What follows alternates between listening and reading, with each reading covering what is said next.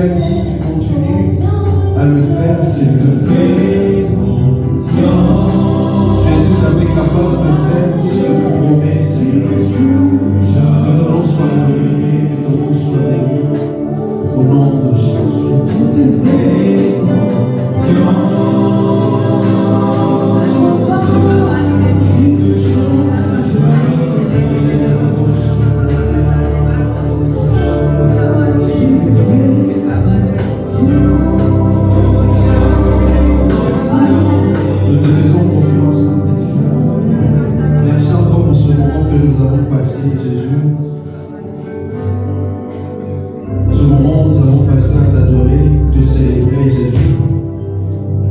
Reconnaître le Saint-Esprit. Oui, merci encore, Seigneur. Maintenant, nous voulons entendre ta parole, Père. Parle à moi, parle à mes frères. Et que cette parole transforme nos vies, Saint-Esprit. Jésus pouvait dire, les paroles que je vous ai dites sont esprit et vie. Oui, ta parole est esprit. Seigneur, oui, tu as choisi de passer par moi ce matin, Seigneur. Que toi-même, Saint-Esprit, puisse convaincre le cœur, mais convaincre en moi, me transformer encore davantage au nom de Jésus. Amen. Amen. Est-ce qu'on va acclamer pour le Seigneur?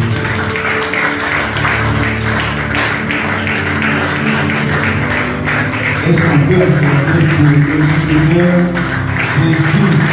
Amen.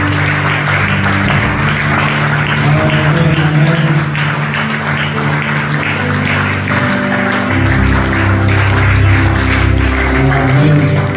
On peut reprendre place rapidement. Donc aujourd'hui, nous sommes en mode publicité pour la FENM. On fait la publicité directement. Si c'est possible de toujours avoir ça. Donc les hommes aussi pour. Faisons confiance au Saint-Esprit. Amen. Aujourd'hui, très rapidement, on sait que pendant ce mois, on parle du Saint-Esprit qui est gage de la gloire à venir. C'est ça?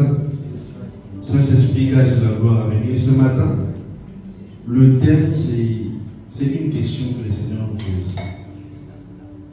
C'est une question. Le thème, c'est « Et ma puissance n'est-elle pas suffisante ?» C'est la question que le Seigneur nous pose. « Et ma puissance n'est-elle pas suffisante ?» Est-ce que tu peux dire à ton voisin, et sa puissance n'est-elle pas suffisante?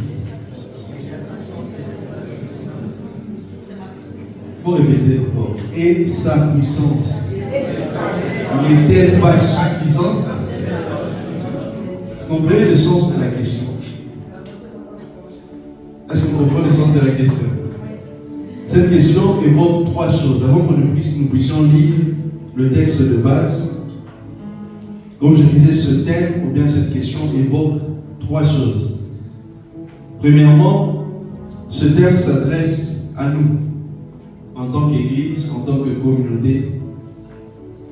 Deuxièmement, ce thème s'adresse à toi, à moi, en tant qu'individu, dans notre vie. Ça, c'est la première chose qu'évoque ce thème. Et la deuxième chose, c'est que cette question sous-entend un rappel d'un élément qui n'a pas été pris en compte. Et ma puissance n'est-elle pas suffisante? C'est une question qui rappelle ou sous-entend un élément qui n'a pas été pris en compte. C'est comme si quelqu'un a pris le temps d'identifier tous les paramètres liés par exemple à une situation que la personne vit, un problème donné, peut-être, je ne sais pas, un combat, une opposition. Tu es devant quelque chose qui te semble impossible. Et là, oui, c'est encore possible. Non? C'est encore possible. Et là, tu regardes tous les paramètres, tu regardes ta destinée, tu regardes ton futur, tu regardes peut-être la maladie, tu regardes toutes ces choses, tu ne vois pas de possibilité. Et ce thème évoque un rappel.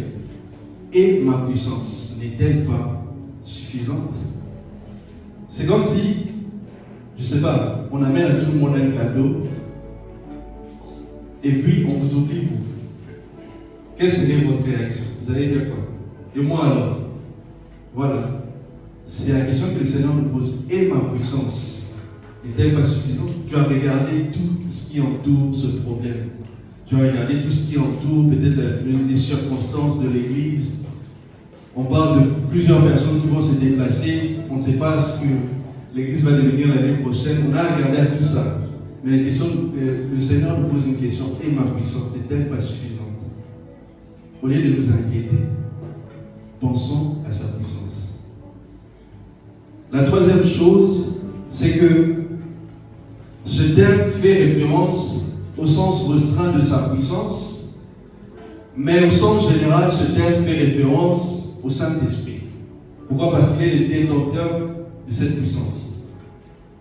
Le Saint-Esprit, lorsqu'il vient, il vient avec la puissance de Dieu, mais aussi il vient avec plusieurs choses.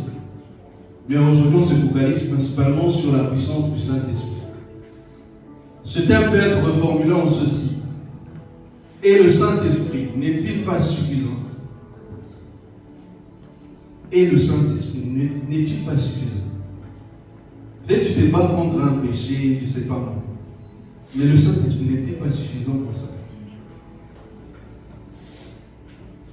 C'est cette question que le Seigneur nous pose. Alors on va lire Nombre chapitre 11, du verset 1er au verset 23. Avant de le lire, j'aimerais partager deux objectifs que le Seigneur se fixe en ce matin. Le premier objectif, c'est que Dieu veut faire connaître sa puissance dans la vie d'une personne. Il veut faire connaître sa puissance dans la vie d'une personne. Et aussi, Dieu veut rappeler sa puissance à certains qui l'ont oublié. Dieu veut rappeler sa puissance. Et le deuxième objectif, c'est que Dieu veut aussi que quelqu'un marche avec la conscience de sa puissance. La conscience du Saint-Esprit. C'est-à-dire que lorsque tu es face à une opposition, on voyait David devant Goliath. En fait, il ne regarde même pas la taille de Goliath. Il regarde à Dieu. Qui est cet incirconcis qui se permet d'insulter le Dieu vivant? Donc il est conscient de la puissance de Dieu, de la grandeur que représente ce Dieu.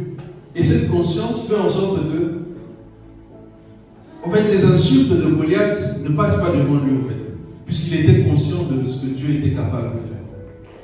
Et on connaît la suite. Voilà les deux objectifs que le Seigneur se fixe en ce matin.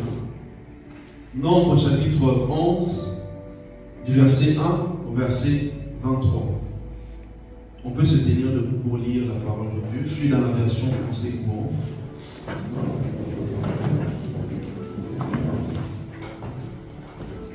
Ça sera un peu long, mais on va les lire tous ensemble.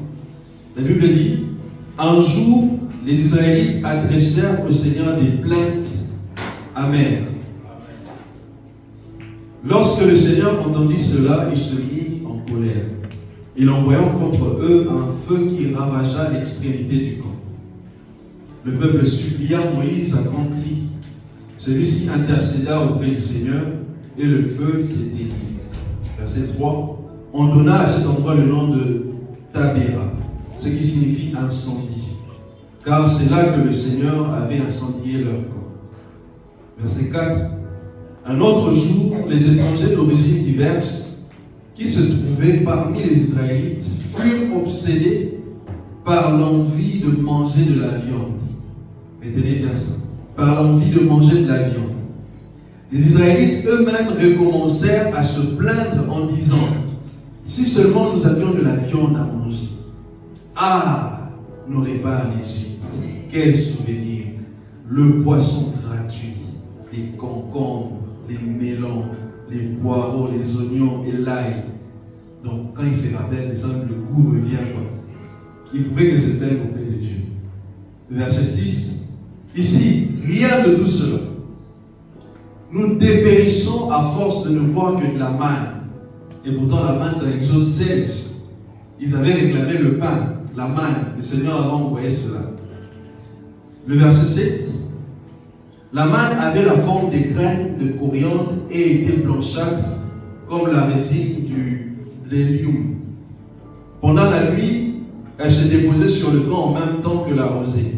Le matin, le peuple se dispersait pour en ramasser. On l'écrasait entre deux meules ou on la pilait dans un mortier. Puis, on la cuisait dans une marmite où on en faisait des galettes. La manne avait le goût de gâteau à l'huile. Verset 10. Moïse entendit les Israélites se plaindre, groupés par famille à l'entrée de leur tente. Le Seigneur fut saisi d'une ardente colère et Moïse, très affligé, lui demanda: pourquoi me traites-tu de la sorte, Seigneur? C'est le Seigneur qui est en colère. Mais Moïse, tellement qu'il a l'esprit du Seigneur, il ressent même cette colère du Seigneur. Lui demanda: pourquoi me traites-tu de la sorte, Seigneur? Pourquoi me refuses-tu ta bienveillance? Pourquoi m'imposes-tu le fardeau de diriger ce peuple? Verset 12. Il va continuer, il va dire: ce n'est pas moi qui ai porté ce peuple et qui l'ai mis au monde. Et pourtant tu m'ordonnes de le prendre dans mes bras comme une nourrice prend un bébé. Il y a des bébés, il y a des nourrices ici. Pour le conduire dans le pays que tu as promis à ses ancêtres. Où pourrais-je trouver de la viande? Soyez attentifs à cette partie. La discussion entre Moïse et Dieu. Il dit: où pourrais-je trouver de la viande pour tous ces gens qui pleurent et exigent que je leur en donne à manger? Verset 14. Je ne peux pas tout seul supporter le fardeau que représente ce peuple. C'est trop pour moi. Si tu veux me traiter de cette manière, tue-moi plutôt. Tu me manifesteras ainsi ta bienveillance, et je ne serai pas témoin de mon propre malheur. Le Seigneur répondit à Moïse: rassemble 70 hommes respectables que tu connais comme anciens et responsables du peuple. Tu les emmèneras à la tente de la rencontre. Ils se tiendront avec toi là devant moi. Verset 17. Je descendrai m'entretenir avec toi à cet endroit. Je prélèverai un peu de l'esprit que je t'ai donné pour en répandre sur eux. Ils pourront dès lors t'aider à porter la charge que représente ce peuple. Et tu ne seras plus seul pour cela. Verset 18. Quant au peuple, dis-leur: purifiez-vous pour demain. Vous aurez de la viande à manger, car le Seigneur a entendu vos plaintes. Il sait que vous avez grande envie de viande, au point de prétendre que vous étiez bien en Égypte. C'est pourquoi il va vous en donner à manger. Ce qui est intéressant, c'est ce qui vient à la suite. Verset 19, la Bible dit: vous n'en aurez pas seulement pour un jour ou deux, ni même pour 5, 10 ou 20 jours. Vous mangerez de la viande pendant tout un mois, jusqu'en être dégoûté, jusqu'à ce qu'elle vous ressorte par le nez. Ce sera votre punition pour avoir rejeté le Seigneur qui demeure au milieu de vous, en vous plaignant devant lui d'être sorti d'Égypte. Verset 21. Moïse exclama: ce peuple qui m'entoure ne compte pas moins de 600 000 hommes. Donc pas moins de 600 000 hommes. Waouh! Et tu prétends leur donner de la viande à manger pour tout un mois. 600 000 hommes. Déjà en un jour pour les nourrir, c'est compliqué. Mais pendant tout un mois. Ça, c'est la question que Moïse va adresser au Seigneur. Il va dire encore: si nous abattions, regardez, comme je dis, il regarde les paramètres qui sont à côté. Il regarde les éléments qui sont à côté. Il voit que c'est impossible. Il dit: si nous abattions tous nos moutons, nos chèvres et nos bœufs, cela ne suffirait pas. Si nous pouvions pêcher tous les poissons de la mer, même cela ne suffirait pas. La réponse du Seigneur, qui est le thème de ce matin. Le Seigneur lui répondit: et ma puissance n'est-elle pas suffisante? Tu verras sous peu si ce que je t'ai dit se réalise ou non. Amen. On peut s'asseoir. Et ma puissance n'est-elle pas suffisante? Déjà, on va regarder le contexte un peu historique de ce texte. Ce texte parle de la marche du peuple d'Israël vers la terre promise. On sait tous que le Seigneur avait choisi Moïse pour l'utiliser afin de sortir les enfants d'Israël de l'Égypte, n'est-ce pas? Et pendant tout ce processus, on voit comment le Seigneur va frapper les dieux égyptiens. C'est écrit dans Nombre, chapitre 33. Les 10 plaies représentaient en fait des frappes envers les dieux égyptiens. On sait tous même que les enfants d'Égypte, des Égyptiens, eux croyaient même au Nil. Vous savez, parce qu'ils ne connaissaient pas la source du Nil. Nous, on connaît la source du Nil. Nous tous, on ne connaît pas. C'est que sur le Nil, c'est le plus long fleuve. On répète encore la géographie. C'est le plus long fleuve, le Nil. Et on sait que la source, c'est un peu, je ne sais pas si c'est au Soudan du Sud, un truc du genre. C'est que sur ça quitte l'Égypte jusqu'en bas. Donc eux ne pouvaient pas voir la source du Nil. Donc ils pensaient que le Nil était infini. C'est comme Dieu. On ne connaît pas là où il commence, on ne connaît pas là où il se termine. Donc pour eux, le Nil, c'était comme un Dieu. Et voilà pourquoi même Dieu va frapper le Nil. Vous vous rappelez, dans la plaie sur le Nil, c'était quoi? Il avait transformé cette eau en sang. Et il y avait plusieurs plaies comme ça que le Seigneur était en train d'infliger. Et lors de la dernière plaie, on sait tous que la dernière plaie, c'est ce que le Seigneur a tué tous les premiers-nés des Égyptiens. Et quand est-ce qu'il va le faire? Il va le faire dans un contexte où il va d'abord donner des recommandations à Moïse, en lui disant que ce mois ici sera pour vous le premier mois de l'année. Le 10e jour, vous allez préparer un agneau et puis chèvreau et tout. Maintenant, le 14e jour, le soir, vous allez le tuer, vous allez l'offrir en sacrifice et vous allez le rôtir, vous allez le manger avec des vêtements serrés à ceinture, bâton en main, sandales aux pieds. Et puis vous allez manger rapidement. On se rappelle tous, non? Et puis ils vont prendre le sang, ils vont mettre devant la porte et tout. Et le soir, quand l'ange de la mort va passer, l'ange de la mort ne pourra pas toucher, atteindre les enfants d'Israël. Et c'est le 15e jour de ce mois qu'ils vont partir. Et pendant qu'eux partaient, les Égyptiens étaient en train de pleurer leur mort. Quelque temps après, ils vont arriver devant la mer, on sait tout ce qui va se passer, le Seigneur va ouvrir la mer en deux, ils vont traverser.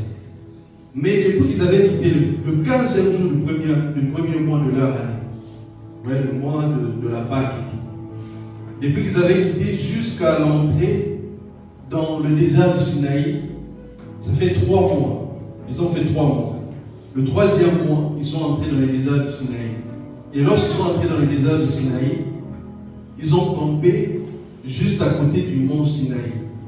Depuis qu'ils étaient sortis, Dieu n'avait pas fait d'alliance avec eux. C'est 3 mois après que le Seigneur va faire alliance avec les enfants d'Israël au bas du mont Sinaï. Et on se rappelle dans Exode, je pense, Exode 23 ou 24, où Moïse va faire un sacrifice au pied de la montagne, il va réciter les lois qu'il a reçues du Seigneur. Et le peuple, ils avaient unanimement dit que nous allons te suivre, nous allons faire ce que tu nous ordonnes et tout. On est là, non? Et donc, après cet épisode, on voit que le peuple s'était révélé. Puisque Moïse était parti, il a fait peut-être 40 jours là, sur la montagne. Et le peuple, il pensait que Moïse était mort. Ils ont fabriqué un veau d'or. Ils se rappellent bien. Ils ont fabriqué un veau d'or et tout. Quand Moïse est descendu, Dieu a puni encore le peuple et puis ils ont renouvelé encore l'alliance. Et dans cette alliance-là, on voit bien que Dieu avait donné des recommandations pour le tabernacle et tout. Et il y avait une recommandation que le Seigneur avait donnée, c'est qu'il ne pouvait se déplacer que si la fumée se déplace. On se rappelle que le Seigneur était venu tabernacler et sa fumée était au-dessus de la tente. Et tant que cette fumée ne se déplaçait pas, il ne pouvait pas bouger. Maintenant, quand est-ce qu'ils ont bougé pour la première fois? C'est dans Nombre chapitre 10. On va le lire. Nombre chapitre 10, le verset 11 au verset 13.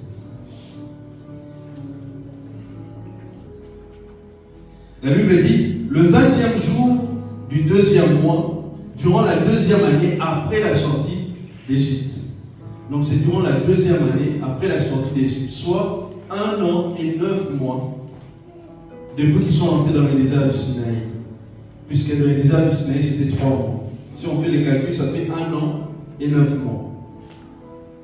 Et le 20e jour du deuxième mois, durant la deuxième année après la sortie d'Égypte, la fumée s'éleva au-dessus de la tente qui abritait le document de l'Alliance. Verset 12, la Bible dit, les Israélites se mirent en route et quittèrent le désert du Sinaï. La fumée alla se poser dans le désert de Paran. Verset 13, c'était la première fois que les Israélites levaient le camp conformément à l'ordre du Seigneur transmis à Moïse. Et cet ordre, vous allez le voir dans les derniers versets du livre d'Exode. Et c'est là qu'ils vont se déplacer. Et pendant qu'ils vont se déplacer, ils vont faire 3 jours de marche. Et c'est pendant les 3 jours de marche là qu'ils vont commencer à se plaindre. Ce qu'on a lu là. Mais avant de revenir sur le texte, avant de voir les leçons qu'on peut tirer de ce texte, laissez-moi nous présenter 4 similitudes. 4 similitudes entre l'inauguration de la première alliance et de la seconde alliance. 4 similitudes. La première similitude, c'est au niveau du rituel. Première similitude, le rituel. On voit bien que les 2 alliances ont été conclues grâce à un sacrifice. Quand on regarde la première alliance, l'Ancien Testament, la Nouvelle Alliance, essayez de comparer comment Dieu a inauguré ces alliances. Vous verrez qu'il y a des similitudes. C'est presque pareil. Et la première similitude, c'est le rituel. Exode chapitre 24, verset 8. Exode chapitre 24, verset 8. La Bible dit, Moïse prit alors le sang des vases, en aspergea les Israélites, et dit, là il est au bas du mont Sinaï, comme je l'ai expliqué, et dit, ce sang confirme l'alliance que le Seigneur a conclue avec vous, en vous donnant tous ses commandements. Ça, c'est la première alliance. La deuxième alliance, Hébreux chapitre 9, le verset 14 au verset 15. Hébreux chapitre 9, verset 14 au verset 15, la Bible dit, s'il en est bien ainsi, combien plus efficace encore doit être le sang du Christ. Par l'Esprit éternel, il s'est offert lui-même à Dieu comme sacrifice parfait. Son sang purifiera notre conscience des actions néfastes pour que nous puissions servir le Dieu vivant. Verset 15. Voilà pourquoi le Christ est l'intermédiaire d'une alliance nouvelle, afin que ceux qui ont été appelés par Dieu puissent recevoir les biens éternels qu'il a promis aux siens. Ils le peuvent parce qu'une mort est intervenue, grâce à laquelle les humains sont délivrés des fautes commises sous la première alliance. On voit que dans la première alliance, c'est Moïse qui fait le sacrifice. Il va tuer un animal que le Seigneur avait ordonné de tuer. Il va asperger le sang pour montrer le signe pour conclure l'alliance. Comme on l'a dit, l'alliance se conclut par le sang. Et même, vous verrez que même les occultistes, les gens du monde des ténèbres, là, ils font aussi des sacrifices. Parfois des sacrifices humains. Nous avons entendu l'affaire, je ne vais pas citer le nom. On est fini. L'affaire qui s'est passée au début. Ça commence par Epps. Les gens racontaient qu'il y avait des sacrifices humains. Qu'ils étaient en train de faire des cultes à leur Dieu. Donc le sacrifice est très important. Il y a un homme de Dieu qui pouvait dire que lui, on l'avait consacré à un démon. Et le sacrifice qu'on avait pris une poule, sa grand-mère qui était sorcière avait pris une poule, avait égorgé la poule et puis a aspergé le sang. Et depuis ce jour-là, il fut habité par un démon. Donc c'est important. Le sang est très important lorsqu'on fait un sacrifice, lorsqu'on entre en alliance. Et vous allez voir même que les mariés, pourquoi on dit qu'ils sont en alliance? Parce qu'il y a du sang. Il y a un pacte par le sang. Et la deuxième similitude, ça nous conduit à la deuxième similitude. Deuxième similitude, c'est la loi. C'est la loi, la deuxième similitude. On voit bien que dans l'ancienne alliance, Dieu va donner des commandements, il va donner la loi, où est-ce qu'il va graver cette loi-là? Dans des pierres. Il va graver cette loi-là dans des pierres. 2 pierres. Pas 2 pierres du livre de 2 pierres. 2 pierres. Il va graver cette loi. Une autre question que je me suis posée, où est-ce qu'il va mettre ces pierres? Il va mettre ces pierres dans le coffre de l'Alliance. Une autre question, où se trouve, ou bien où se trouvait le coffre de l'Alliance?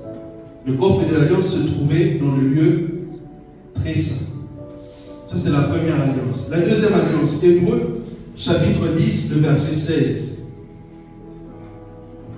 Hébreux, chapitre 10, le verset 16.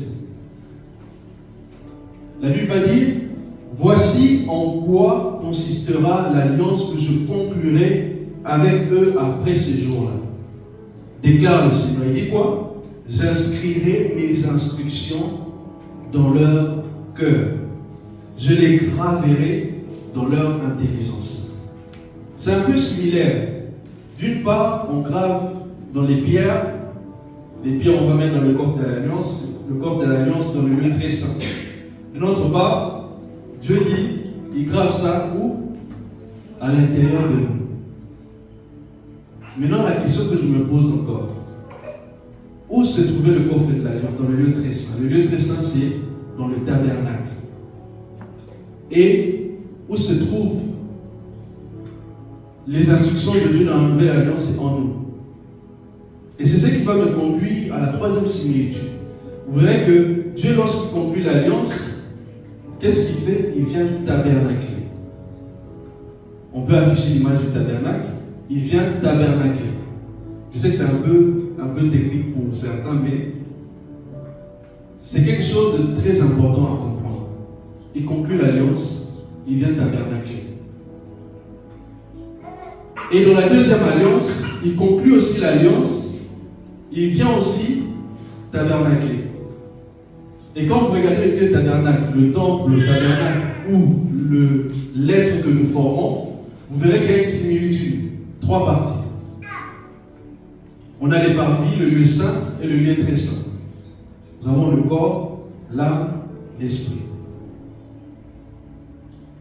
C'est cette similitude-là qui me pousse à dire encore que le Seigneur, c'est un stratège. Et écoutez ce que Hébreux, chapitre 10, le verset 1 va dire. Hébreux, chapitre 10, le verset 1. La Bible va dire, la loi de Moïse n'est pas la représentation exacte des réalités. Elle n'est que l'ombre de biens à venir. Elle est tout à fait incapable de rendre parfait ceux qui s'approchent de Dieu. Comment le pourrait-elle avec ses sacrifices, toujours les mêmes que l'on offre année après année, indéfiniment? Et l'homme, on se prie là la révélation du Saint-Esprit en disant que ce qu'on a vu, pourquoi on voit des similitudes? Parce que, en fait, c'est l'ombre des vraies réalités. La vraie réalité, c'est que c'est nous la vraie réalité. C'est nous le véritable temple. C'est nous le véritable tabernacle. Et c'est ce qui va me conduire à la 4e similitude. C'est que Dieu va être présent dans son tabernacle par la fumée, on a vu. La fumée va venir au-dessus du tabernacle. Et rappelez-vous Actes chapitre 2, le verset 2 à 4. Actes chapitre 2, le verset 2 à 4. La Bible va dire, tout à coup, un bruit vint du ciel, comme si un vent violent se mettait à souffler et il remplit toute la maison où ils étaient assis. Ils virent alors apparaître des lampes pareilles à des flammes de feu. Elles se séparèrent et elles se posèrent une à une sur chacun d'eux. Et on voit que dans la nouvelle alliance, le Seigneur est présent par son Esprit, par le Saint-Esprit. Et pourquoi le Seigneur était présent dans la première alliance avec cette fumée? On l'a vu. C'est qu'il ne pouvait pas se déplacer si la fumée ne se déplaçait. Ce qui fait que Dieu conduisait son peuple vers la terre promise avec cette fumée-là. Regardez la nouvelle alliance. La terre promise, existe-t-elle ou non? Elle existe. La terre promise, c'est la nouvelle Jérusalem. C'est ça notre terre promise. Et dans cette alliance qu'il a conclue avec nous, Le Saint-Esprit est présent avec nous. Le Saint-Esprit est là.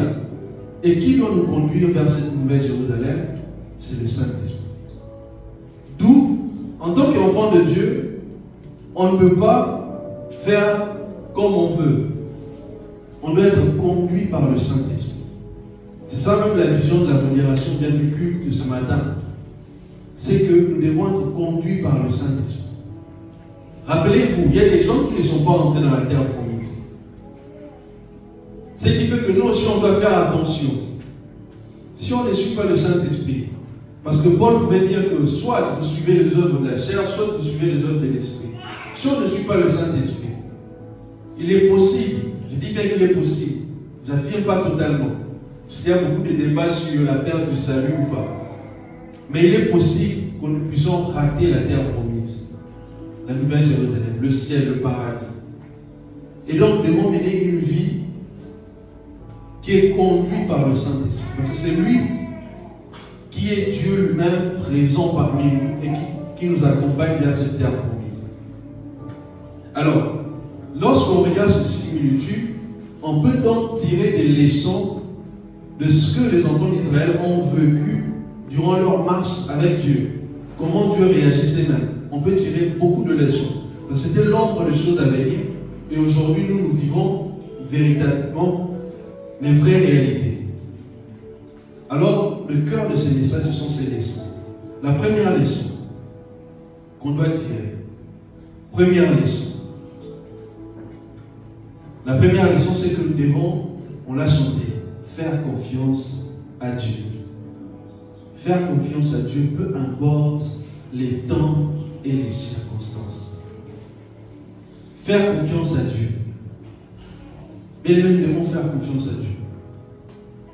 Ne pensons pas que Dieu peut nous faire du bien seulement à la terre promise. Vous voyez, avec les enfants d'Israël, il a promis, il a dit, je vous ferai entrer dans un pays où coule le lait et le miel. Et dans leur pensée, c'est que même la viande là dont ils avaient envie, c'est seulement la terre promise. Ici c'est impossible, c'est les déserts. Et parfois c'est notre pensée. Dieu nous a promis le bien dans la terre promise. Quels sont les biens qu'il nous a promis pour la nouvelle Jérusalem? Il a dit quoi? Il n'y aura plus de mort, il n'y aura plus de maladie. Vous voyez les choses, les biens qui se trouvent dans la terre promise sont généralement des choses qu'on ne trouve pas dans le désert. Et du coup, toute notre vie sur cette terre, on peut l'assimiler au désert que les enfants d'Israël ont traversé. Toute notre vie. Pourquoi? Parce qu'il n'y a pas de choses que Dieu a promis à la terre promise. Il n'y a pas la vie éternelle. Il n'y a pas le manque de maladie, je ne sais pas moi, le manque de pleurs. Ici on pleure. Quand ça ne va pas, on pleure. Vous voyez? Et donc, lorsque nous traversons cette terre, ce désert, cette vie, il y a beaucoup de circonstances qui viennent, parfois qui nous rappellent qu'on n'a pas la chose. C'est comme eux, ils n'avaient pas la viande. Ils n'avaient pas la viande. Et qu'est-ce qu'on fait? Parfois, on ne fait plus confiance à Dieu. Mais Dieu dit qu'il est capable. Il est capable même de prendre ce qu'il vous a promis là, d'accomplir ça maintenant. Amen. Qui croit que Dieu est capable d'accomplir ce qu'il a promis maintenant? Est-ce qu'on croit qu'il est possible d'être guéri de la maladie? Même lorsque on dit que tout est impossible, non, cette maladie est incurable, il est possible avec Dieu. Dieu est puissant et rien n'est impossible à sa puissance. Sa puissance n'a aucune limite. Sa puissance n'a pas de limite. Et je me dis que les enfants d'Israël, au lieu de se plaindre, vous êtes avec Dieu. Vous pouvez lui demander, on a besoin de manger de la viande, il y a quoi de mal? Entre nous, il n'allait pas donner. Il allait donner, n'est-ce pas? Il allait donner. Mais ils se sont tellement plaints que Dieu a manifesté sa puissance, mais c'était pour le punir en fait. Et parfois c'est ça. Faisons attention. Faisons attention et faisons confiance à Dieu.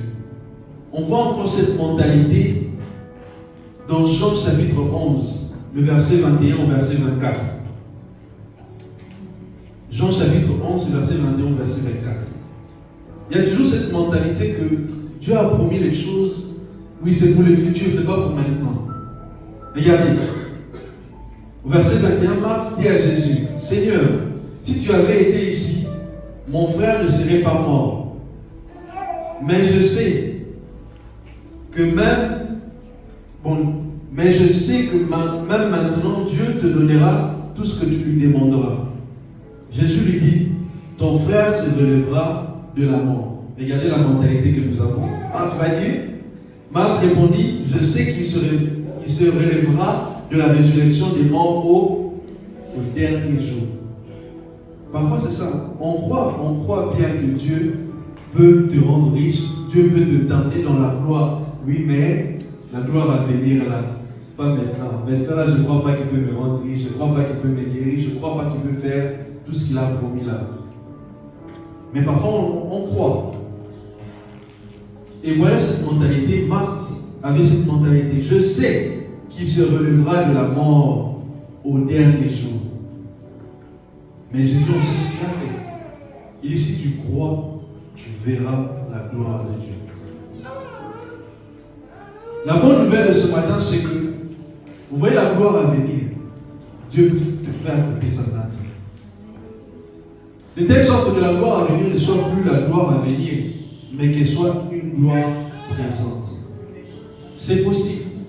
Et quand on dit Saint-Esprit gage de la gloire à venir, il n'est pas simplement gage parce qu'il a été le premier don que Dieu a offert, mais il est gage, garanti, parce que c'est lui qui nous amène ce que le Seigneur nous promet. Rappelons-nous, le Saint-Esprit a donné des dons divers pour guérir les malades. Quand Dieu dit qu'il n'y aura plus de maladie, on pense que c'est à la fin. Mais même maintenant, normalement, il ne doit plus avoir de maladie.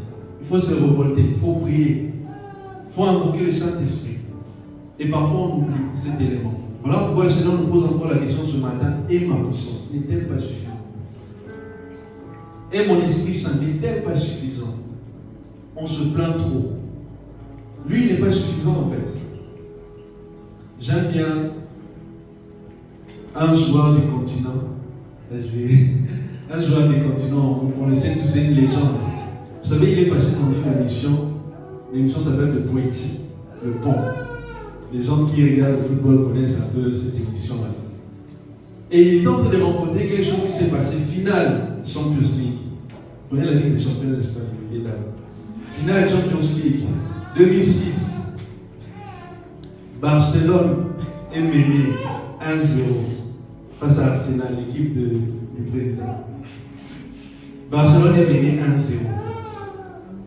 Il va raconter une chose. Il va dire, ils entrent au vestiaire. Vous connaissez la légende dont je parle, non? Les hommes du continent. Ça va les deux. Ils vont entrer dans le vestiaire. Il dit qu'il entre, il voit tout le monde tête courbée comme ça. Il va dire une chose, peut-être, oh, mais comment vous êtes? Je suis encore sur le terrain. Vous voyez un peu? Donc, il regarde ses partenaires. Il rappelle à ce partenaire que je suis encore là, je suis encore sur le terrain. Mais comment on peut se plaindre? Je suis encore là. C'est comme avec le Saint-Esprit. Pourquoi on se plaint? Il est là, il est là. Et le Saint-Esprit n'est pas suffisant. Et la légende là n'était pas suffisante. La preuve, c'est que quand ils sont montés, il a marqué, il a égalisé. Après, quand ils ont égalisé, ils ont marqué deuxième, ils ont remporté la Ligue des Champions. Vous voyez, le Saint-Esprit est présent. Et parfois, tu passes par des moments difficiles. Dieu te regarde et dit, mais je suis là. Je suis là. Pourquoi tu m'oublies? Je suis là. Amen. Deuxième leçon qu'on peut tirer très rapidement. La deuxième leçon, c'est que nous devons faire de l'Éternel notre délice. La Bible dit quoi dans Psaume 37, 4?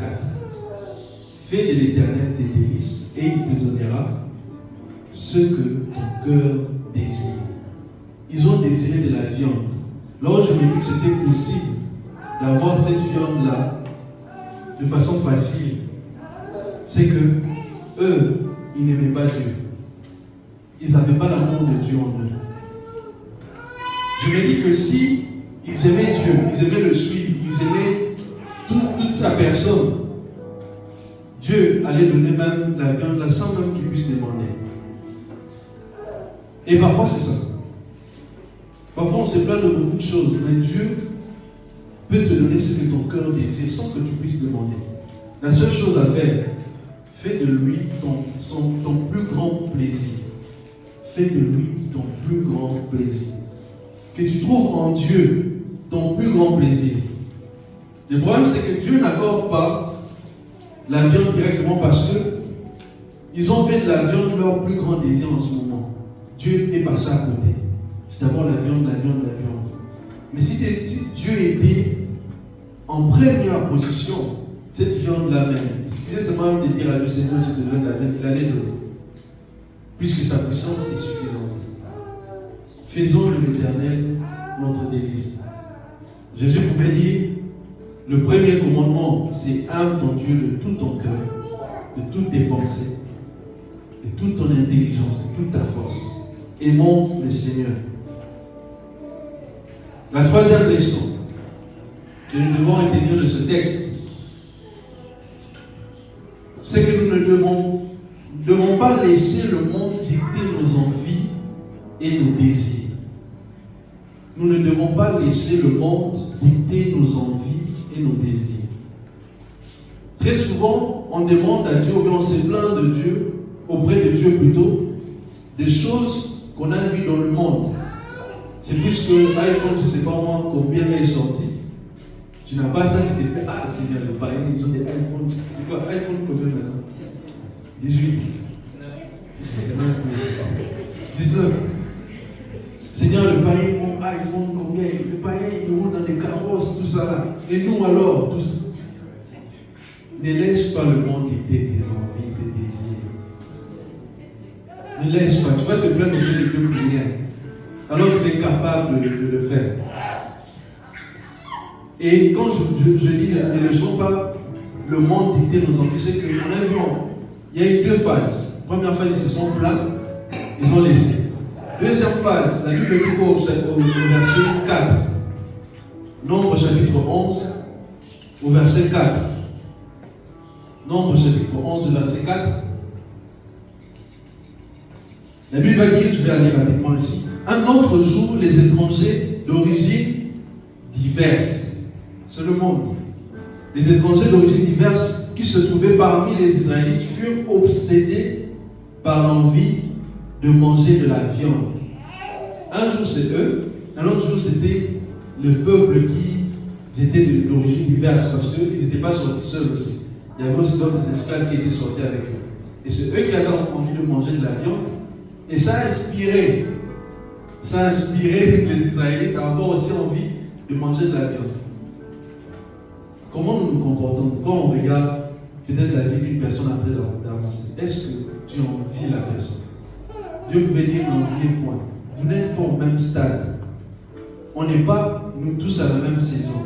Il y a des personnes qui sont dans les saisons d'abondance, d'autres qui sont dans les saisons de disette, d'autres qui sont dans des saisons où Dieu leur prépare à des grandes choses. Mais toi, Dieu te prépare, tu te compares déjà à quelqu'un qui est dans le ministère. C'est pas possible en fait. N'envie pas. On voit les grands pasteurs qui exercent des ministères incroyables, des gens qui respirent même l'onction. Lorsqu'ils entrent comme ça, ils viennent à frère, je te vois hier, je t'avais vu hier. Tu étais dans l'hôtel hier. Vous vous rappelez de ces prophéties-là? Il y a des gens qui ont des visions. Ils ont atteint des dimensions, ils ne te comparent pas à eux. Ne te vois pas minime au devant d'eux. Parce que vous n'êtes pas dans la même saison. Peut-être que toi tu viens de rencontrer Christ. Essaye de prendre d'abord du lait. Prends le lait. Vous voyez le bébé qui est là. Il ne va pas manger la viande. Prends le lait. Savoure le lait. Le béaba de la foi, la savoure ça. C'est ton lot pour ta saison. Ne nous comparons pas aux autres. Et parfois, c'est ce que Jacques va dire, vous demandez, vous ne recevez pas parce que vous demandez mal. Pourquoi? Parce que c'est pour satisfaire vos désirs. Parfois, les désirs qui sont en nous sont créés par le monde. On a des désirs qui sont créés par le monde. Tu vois la manche ouverte là, mais c'est bien, j'ai envie d'avoir la manche, c'est pas ta saison. Tu vas faire quoi avec? Tu pars, tu n'as même pas de longues distances à parcourir. Donc, ne soyons pas influencés par le monde. Romains chapitre 12, verset 2. Paul va dire quoi? Il va dire, ne vous conformez pas au siècle présent. Soyez transformés par le renouvellement de l'intelligence. Voilà pourquoi j'ai dit, faisons confiance à Dieu. Peu importe la saison dans laquelle tu fais confiance à Dieu. Ne te compare à personne. Tu as 200 dirhams par mois, c'est pas grave. Loue les Seigneurs avec ça. Un jour, tu auras 20 000 dirhams par mois au nom de Jésus. Amen. Et même 20 000, c'est peu. Tu auras même 1 million de dirhams au nom de Jésus. Tu les auras. Donc ça ne sert à rien de se comparer avec les autres. Vous savez, il y a une étude qui a révélé que souvent les gagnants de loterie aux États-Unis, vous savez qu'aux États-Unis, il y a beaucoup de jeux de loterie. Donc, parfois, ils gagnent des millions. Quand quelqu'un gagne 10 millions, tu passes de 0 à 10 millions directement. Une étude montre que, en moyenne, ces personnes-là, au bout de 2 ans, l'argent finit complètement. Au bout de 2 ans. Pourquoi? Parce que la richesse, c'est d'abord la mentalité. La richesse, ce n'est pas l'argent que je possède. Je suis d'abord riche à l'intérieur de mon esprit. Parfois, Dieu te fait passer par des temps difficiles parce qu'il veut t'apprendre la gestion de l'argent. Que tu apprennes à gérer un budget personnel. Que tu apprennes à gérer des choses. Après, petit à petit, il t'augmente, tu sauras. On te donne 10 millions, tu es capable de fructifier, que ça devienne 80 millions. Vous voyez? Chaque chose en son temps. Pour les sœurs qui cherchent les mariages, c'est souvent les sœurs qui cherchent les mariages. Eux aussi. Non, on prie que la dot soit gratuite, mais on sait que les familles africaines là sont. Le Seigneur fera grâce en tout cas. Le Seigneur fera grâce. N'est-ce pas les frères? Oyez! Oyez! Voilà. Les frères qui vivent des gravitoses. Ils disent oyez. Et donc, ne nous comparons pas aux autres. La 4e leçon, avant de finir, la 4e leçon, je pense que vous l'aurez déjà compris, ne murmurons pas contre Dieu. Peu importe ce que nous vivons, ne murmurons pas contre Dieu. Murmurer contre Dieu, c'est comme si tu le rejetais. Vous savez, Dieu a des sentiments. Il se sent parfois rejeté. Et on l'a vu. Dieu a puni le peuple, il a dit parce que ce peuple m'a rejeté. Murmurer contre Dieu. Parfois tu t'attends à quelque chose, Dieu n'a pas fait. Tu commences à te plaindre, le Saint-Esprit, il est là mais il ne m'a pas rappelé. Le Saint-Esprit, il est là mais il ne m'aide pas, j'échoue seulement à l'école. Le Saint-Esprit, en fait, des murmures. Le Saint-Esprit a des sentiments. Dans la Bible, il est écrit, n'attristez pas le Saint-Esprit. Parfois, par notre manière de penser, parfois nous l'attristons. Et il se dit, moi, je ne suis pas suffisant. Parfois, il parle doucement, il dit, moi, je suis là. Je suis là. Mais tu te plains, tu murmures, chaque chose en son temps. Quand on demande quelque chose à Dieu, Dieu a sa manière de faire les choses. N'imposons pas à Dieu notre manière de faire les choses. Quand vous demandez quelque chose à Dieu, parfois il exauce d'une manière auquel tu t'attends même pas. Parfois ça peut prendre du temps. Laissez-le faire. Sa puissance est suffisante. Laissez-le faire comme il a prévu. Même si tu ne le vois pas, laisse-le. Il va exaucer ta prière. Et la 5e leçon pour finir, c'est que Dieu est capable de faire tout ce qu'il dit. Dieu est capable de faire tout ce qu'il dit. Il va le dire à Moïse, il va dire, et ma puissance n'est-elle pas suffisante? Il va dire à Moïse, tu verras sous peu si ce que je t'ai dit se réalise ou non. Et j'aimerais qu'on puisse projeter l'image de la nourriture que le Seigneur m'a envoyée. Nombre chapitre 11, verset 31, verset 32. On va contempler un peu la puissance du Seigneur. Vous voyez, non? La caille. C'est un peu comme du poulet. Hein. Regardez, on parle maintenant dans le texte du verset 31. Du verset 31. La version française courant toujours. On va finir par là. La Bible dit, le Seigneur fit souffler de la mer un vent qui amena des cailles. Vous avez vu dans l'image précédente. Et les rabattit sur le camp. Il y en avait tout autour du camp, sur une distance d'une journée. La distance d'une journée de marche. Et sur une épaisseur d'1 mètre environ. Verset 32. Ça c'est extraordinaire.